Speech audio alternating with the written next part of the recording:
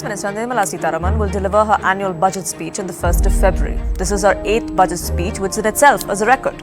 The Union Budget is one of the most significant financial statements presented by the Government of India. It outlines the country's estimated revenue and expenditure for the upcoming financial year.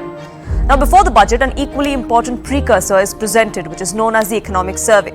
While the Economic Survey provides a thorough evaluation of India's economic performance during the previous financial year, the budget delves on funding and goals for the coming financial year. The Economic Survey evaluates important economic indicators like India's GDP growth, which is a measure of the country's overall financial health and economic production.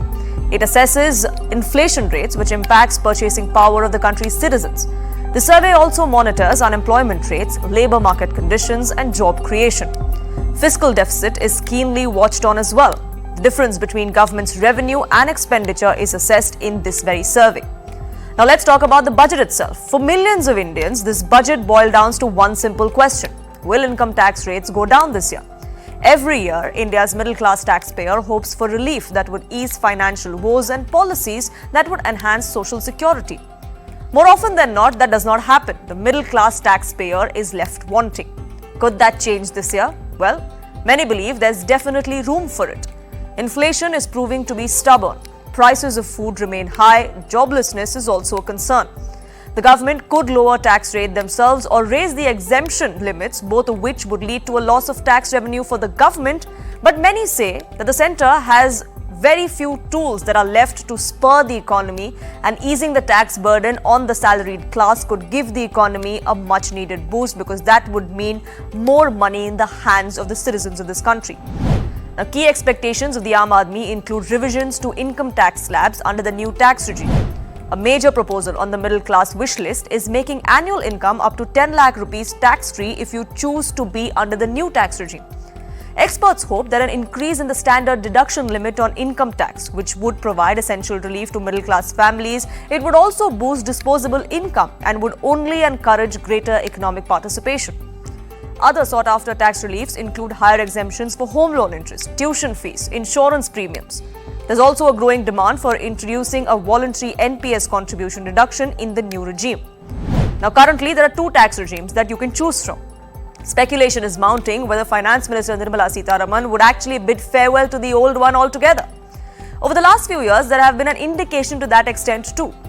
Government believes that the new tax system promises simplicity, it gives more transparency, and has been nudging taxpayers to make that shift voluntarily rather than have a forced decision.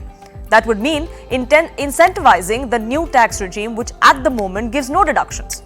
Experts believe that potential changes to the standard deduction are on the anvil. Standard deduction allows salaried individuals to deduct a fixed amount from their gross salary, lowering the taxable income. Now, this deduction is capped at 50,000 rupees under the old regime and 75,000 under the new regime. The current limit in the new tax regime is seen as insufficient to counter rising costs. So, will there be a hike in that cap? It would not only ease tax burden but also encourage more taxpayers perhaps to shift to the new tax regime, which is exactly what the central government wants. Now, over the years, standard deduction has seen many changes.